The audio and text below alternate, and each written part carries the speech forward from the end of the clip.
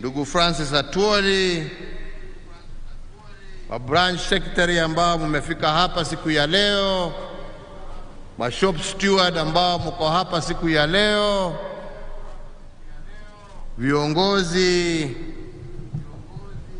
wa wale ambao wanatuajiri, FKE Jacqueline Mugo, viongozi wa wizara ya Labor, hamjambo tena. Sande njema tukiwa leo pamoja tukisherehekea siku hii ya wafanyikazi ulimwenguni. Na nianze kwa kusema ya kwamba I am really very delighted to join the workers of Kenya and indeed the world at large in marking the International Labour Day. On this day, we join workers across the globe in celebrating the dignity of labor, honoring and paying tribute to your resilience, and most importantly, recognizing your critical role in our plans to build back our country stronger and better after the COVID pandemic. As we mark this occasion, we again affirm that our efforts to cushion workers against COVID-19 did offer relief to millions of Kenyan households. Many may recall that at the height of the pandemic, we took necessary action to reduce pay-as-you-earn for the lowest workers in order to avail more income to our workers across the country. We took action to reduce VAT on many of our essential products, amongst many other actions, and all this aimed at trying to ensure that a global pandemic did not impact too negatively on our citizens. And today, I want to begin by thanking Brother Francis Atwoli for acting as a faithful steward and partnering with my administration in promoting the interest of workers. Our workers are the backbone of our economy. You are the backbone of our way of life. And indeed, throughout the COVID-19 disruptions that began in the year 2020, today we celebrate our first face-to-face celebration since the onset of COVID. And we celebrate you, our workers, who have kept the Kenyan flame burning bright.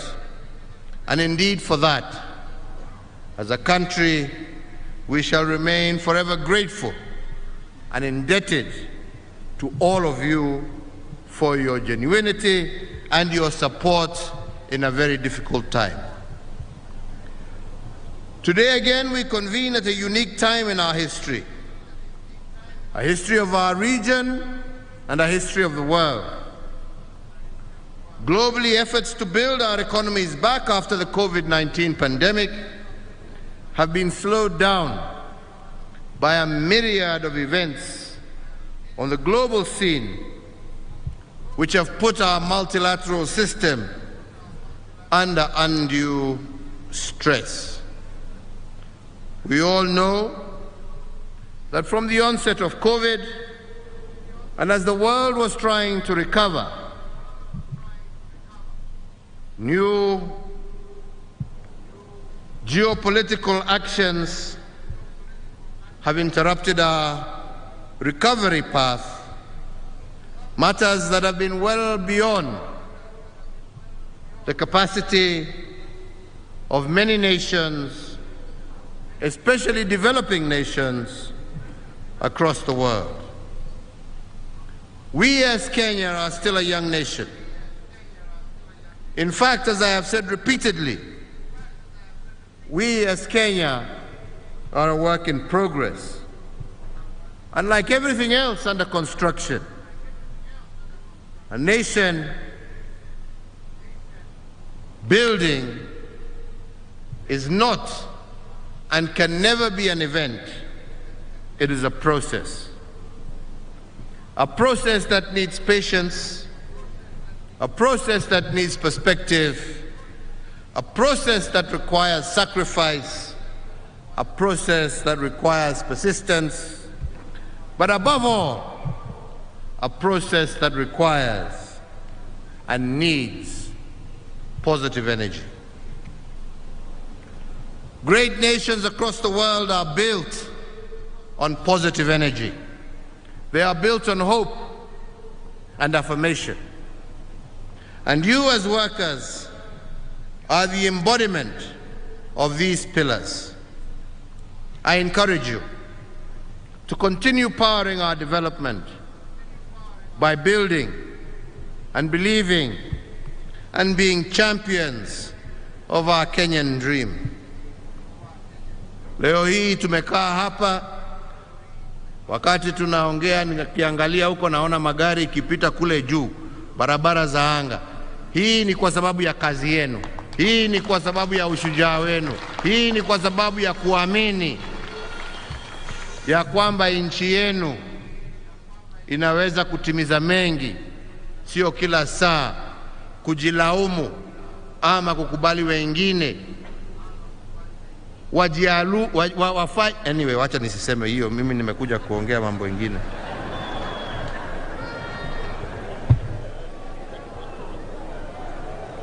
Because Kenya is still a work in progress, allow me to focus on two things that I consider to be right with our country.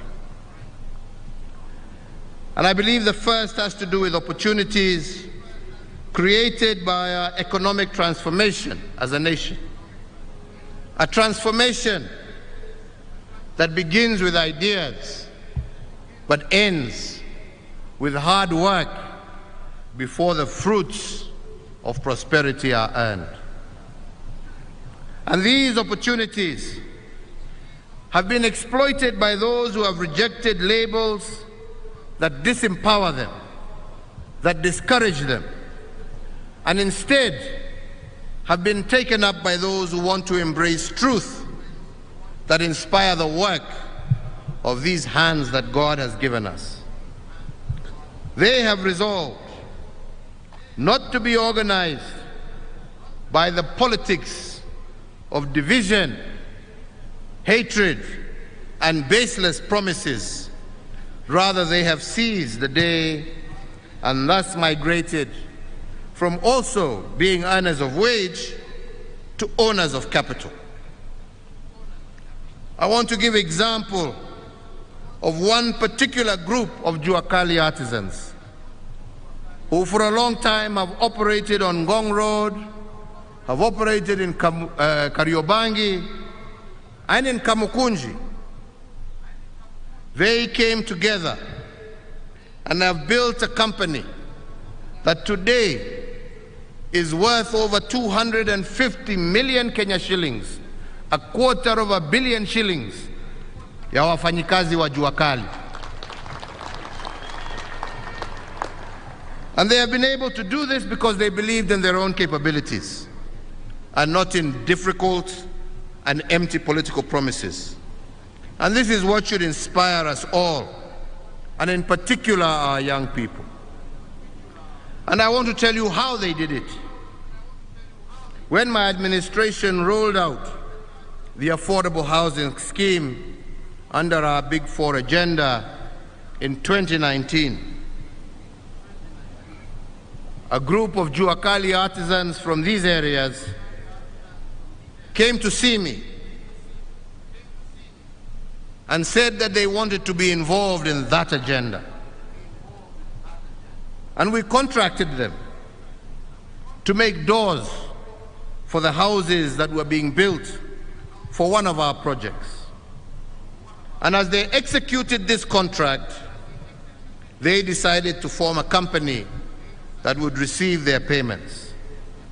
And they formed Ngoko Kamaka Limited, which is a name drawn from where they used to operate along Ngong Road, Kamukunji, and Kariobangi.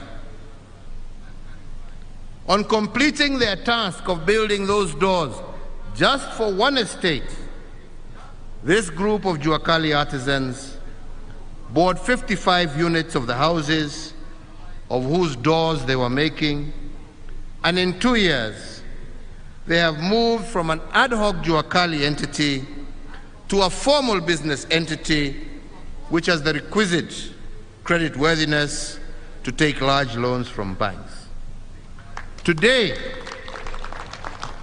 this Juakali group is worth over $250 million Kenya shillings because their focus was right and their understanding of where Kenya is going was correct.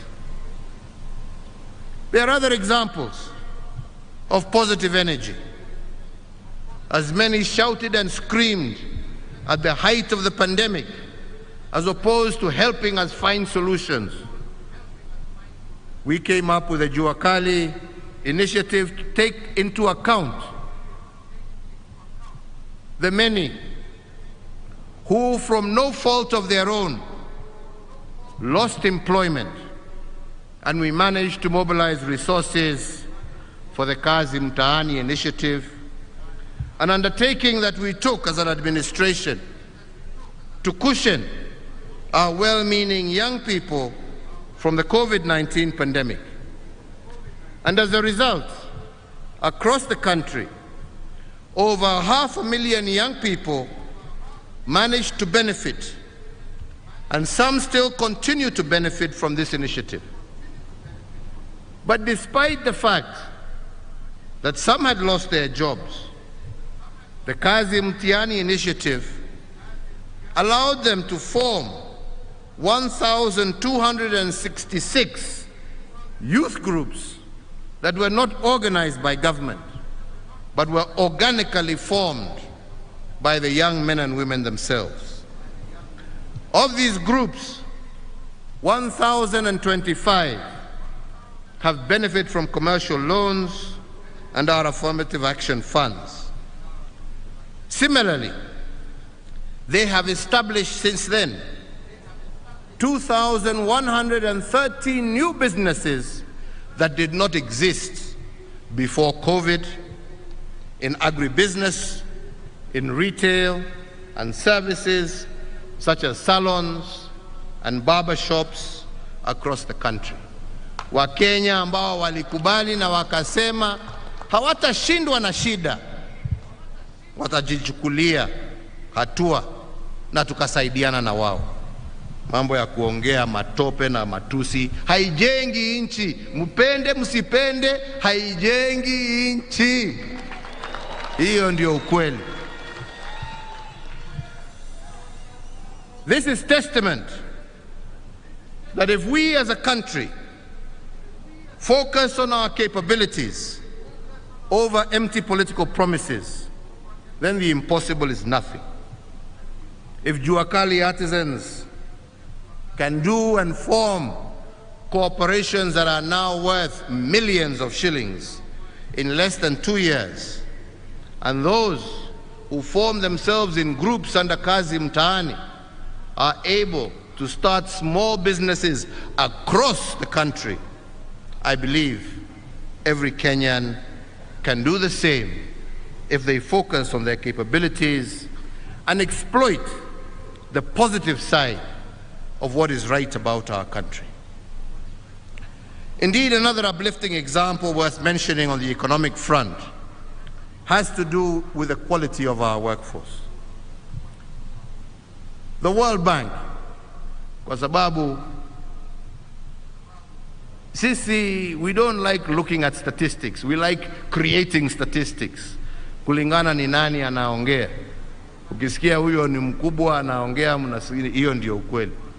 But statistics from global organizations, the World Bank itself, has indicated that Kenya will have the most productive workforce on the African continent by the year 2036 if we continue on our trajectory.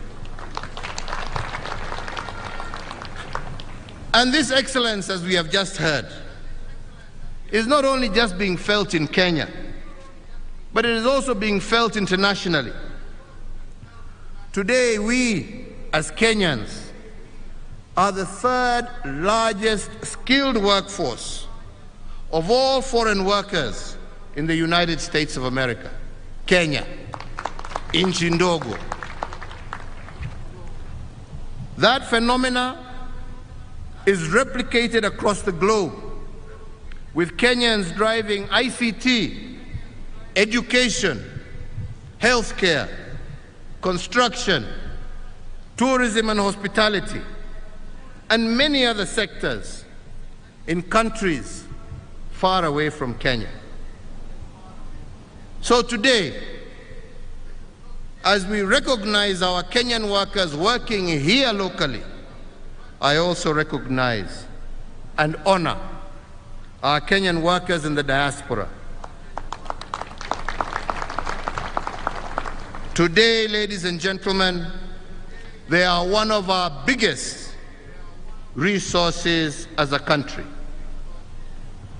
When I took the oath of office in 2013, Kenyans in the diaspora used to remit approximately 117 billion Kenya shillings back into our economy every year. Today, our Kenyan workforce working outside the borders of Kenya remit approximately 375 billion Kenya shillings each year into our country.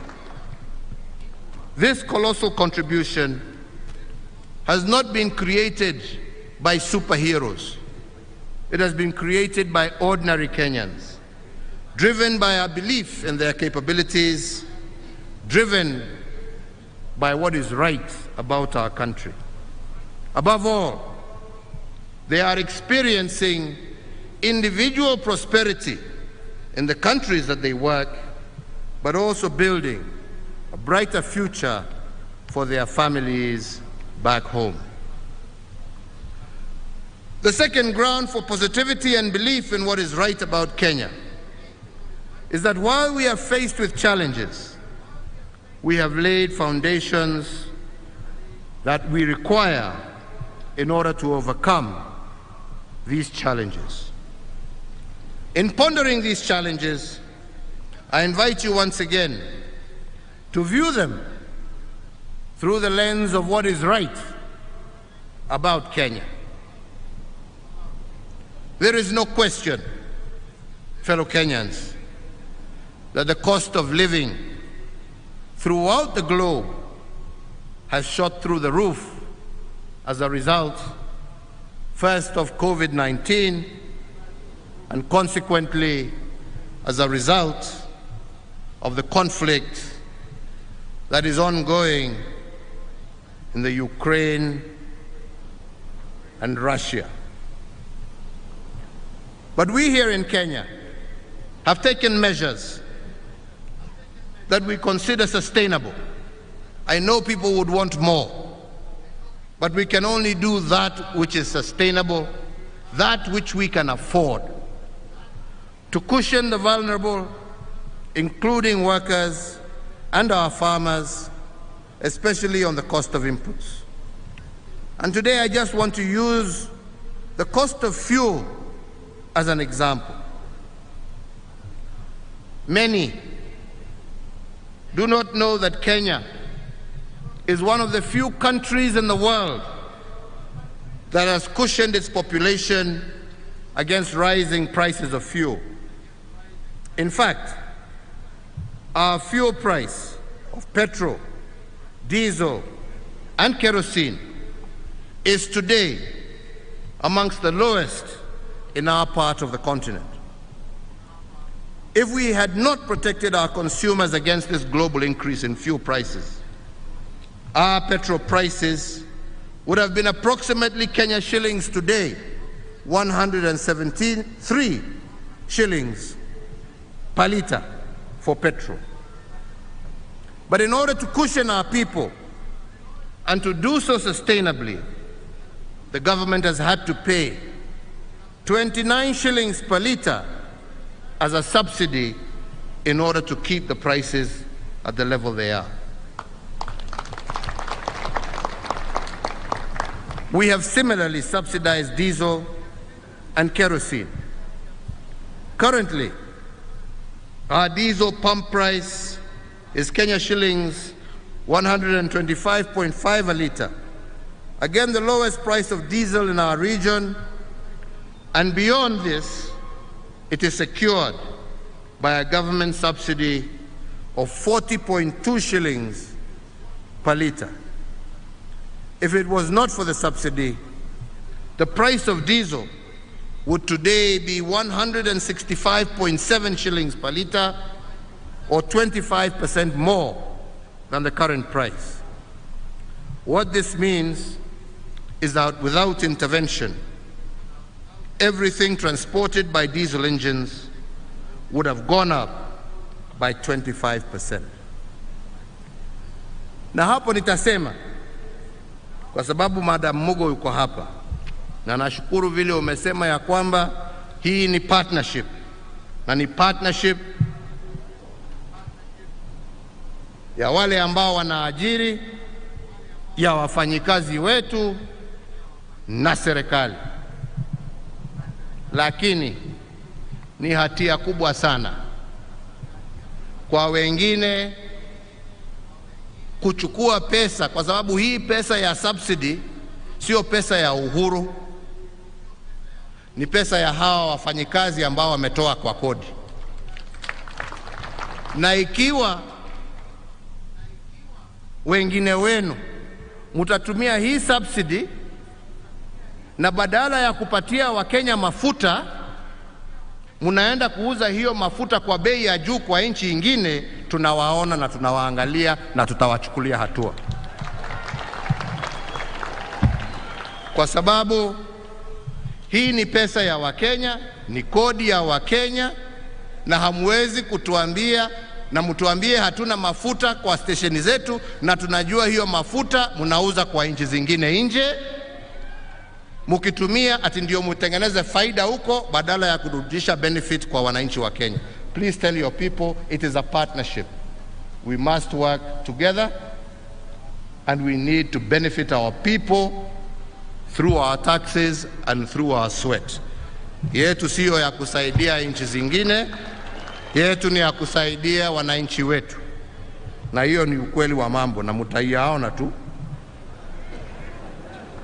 Fellow Kenyans, although the cost of living has gone up because of global reasons, we must also appreciate our local solutions and the strong foundations that we have laid. And this is what I am calling positive energy. On account of the various economic stimulus packages rolled out by administration over the last 2 years, we have helped to cushion, not resolve, to cushion, because we can only do that which we as a nation can afford. And we have helped cushion our families to cope with the challenges arising from shrinking opportunities as a result of the COVID-19 pandemic and other global issues that are well beyond our control. And indeed, I am proud to say that unlike the private sector that declared redundancies that led to retrenchments, we in the public sector maintained our workforce at pre-COVID levels. Hakuna mwalimu, Hakuna mfanyikazi wa serikali, hakuna askari ambaye alifutwa kwa sababu ya ukosefu wa pesa. Watu wetu wote waliendelea na kazi zao bila kukatwa mishahara vile ilikuwa inaendelea katika nchi zingine. Na hiyo ni ukweli wa mambo, watu wakubali wasikate ukweli wa mambo. Wewe ulikatwa mshahara?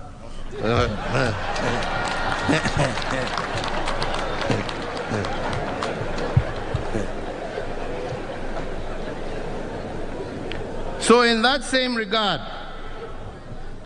I equally call on the private sector as key partners of the state in our journey of economic development.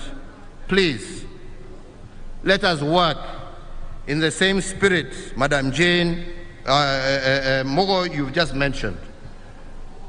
Let us all make readjustments that will secure the elusive balance between profitability on one hand and on the other hand, sustaining the wellness of our labor force. You need them to make your profit in lean times. Let us also sacrifice a portion of our profits to keep our labor force happy.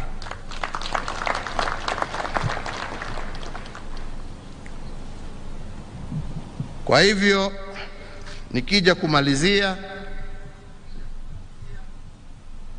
nataka kusema nimesikia yale ambayo yametajwa na nataka niyajibu. Mimi huandikanga kidogo kisa ingine hiyo. Na tunasema ya kwanza, ndugu Atwoli amesema ya kwamba wafanyikazi wa Kenya wangependa kuhakikishiwa ya kwamba ule mtu ambaye walichagua awe kwa board ya NSSF kusimamia haki ya wafanyikazi, kwa sababu NSSF inasimamia pesa ya wafanyikazi na haki ya tuelekeza tuseme ya kwamba kama ni pesa ya wafanyikazi, wafanyikazi pia lazima wawe na jicho, wajue hiyo pesa inatumika kwa njia gani. Kwa hivyo waziri, mimi nakuamurisha leo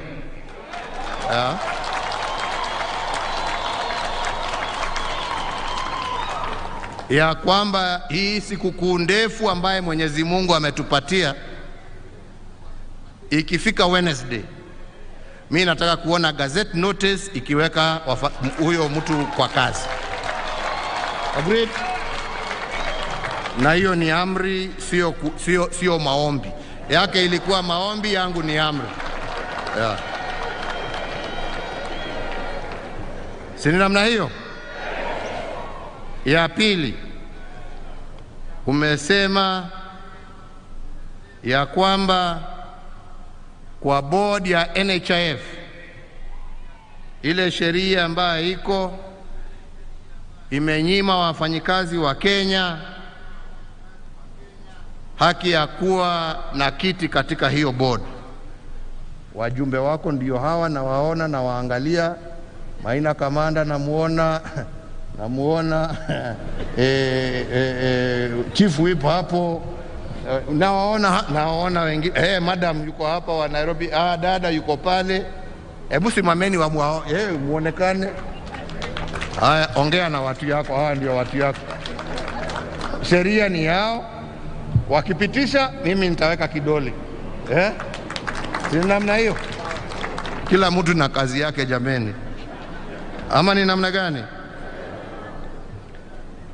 Ya tatu, umesema ni mambo kuhusu SRC.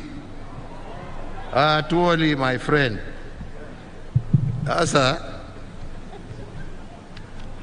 mimi na ndugu Raila tulimenyana hapa, tukazunguka nchi hii, tukasema tupatieni nafasi hapa tubadilishe hii katiba. Kuna vipengele ingine ambayo inasumbua Wakenya. Nyinyi wenyewe mumeangalia, sisi tumetoa jasho tukitafuta, wengine wamesema hawataki. Nyinyi mtajibu hiyo kwa uchaguzi ambaye inakuja.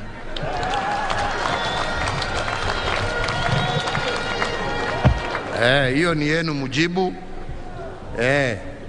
Wale ambao wanaona mambo ni sawa, wale ambao wanaona ya kwamba tuko na katiba mzuri, lakini kuna vipengele vingine ambavyo vinatuletea shida na ni vizuri tuyaangalie.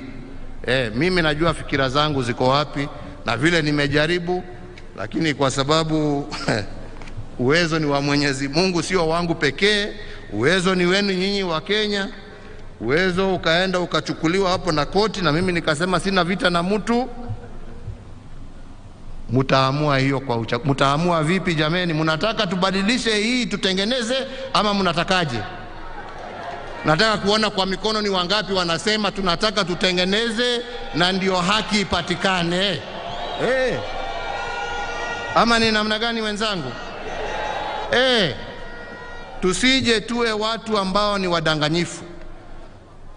Na wacha niwaambieni, hakuna kitu ngumu kama wakati nchi na dunia mzima iko na shida mingi mbali. Shida ambayo inategemea viongozi. Shida ambayo ina haja na viongozi kuwa wanakaa, wanaketi, wanajadiliana kwa sababu ya vile mambo yalivyo magumu. Na mimi nawashukuru wa Kenya kwa sababu mambo yamekuwa magumu, sio tu kwa nchi yetu. COVID sio wa Kenya walilete. Sio wa Kenya walilete ugonjwa ambao umesababisha mamilioni ya watu dunia mzima kupoteza maisha yao na mamilioni wengine wengi zaidi kupoteza kazi zao. Hiyo haikuwa kwa sababu ya Uhuru ama mtu mwingine. Na wakati tumejaribu kuyawekelea na kujaribu kufanya tutafanya namna gani ndio tujiokoe,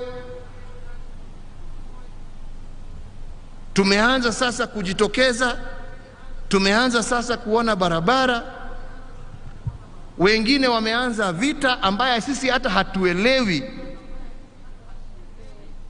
ambaye imesababisha bei ya mafuta, bei ya vyakula kwa nchi zingine kupanda na kutuletea shida zingine. Na badala ya viongozi kuwa wanaketi kusema tutasuluhisha namna gani jameni, tutasaidiana namna gani, wengine wanaenda huko kuinsight wananchi. Angalia hii bei imepanda, uliza Uhuru. Yaani mimi Uhuru niko Ukraine, mimi ninafanya nini huko jameni?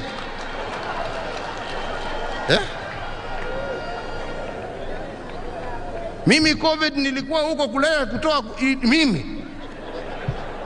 Badala ya kuja kunisaidia, kuniambia niko na mawaidha hii na njia hii na njia hii, njia ambaye tunaweza tuokoe watu wetu wakati tunagojea mambo haya yaishe, wewe huko kwa soko na matusi. Na wewe unajiita kiongozi na unajiita ati wewe ndio sijui namba ngapi katika nchi ya Kenya.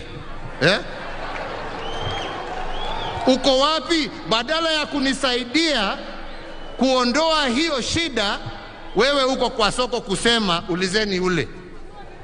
Basi si ungewacha uniwachie mimi nitafute mtu ambaye angenisaidia jameni?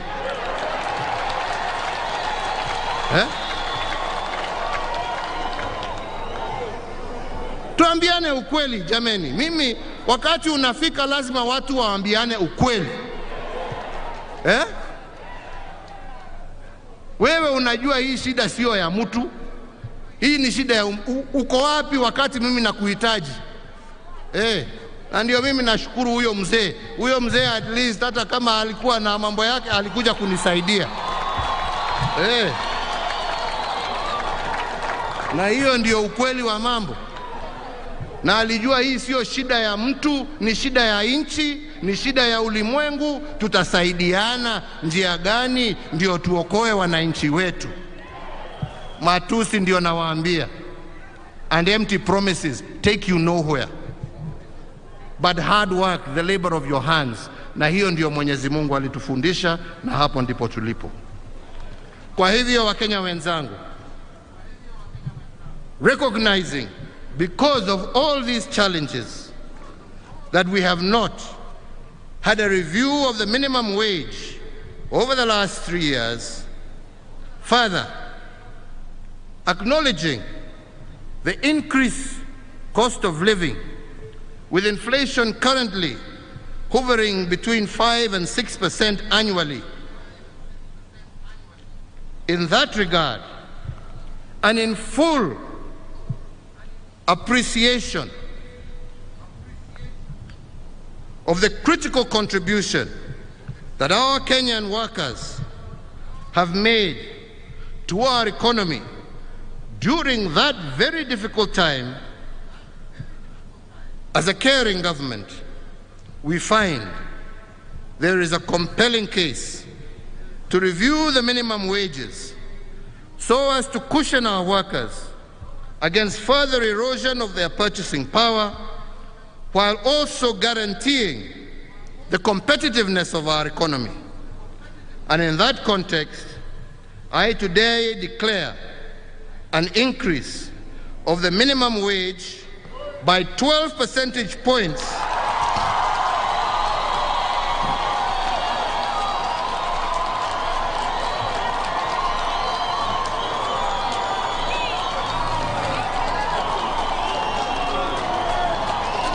with effect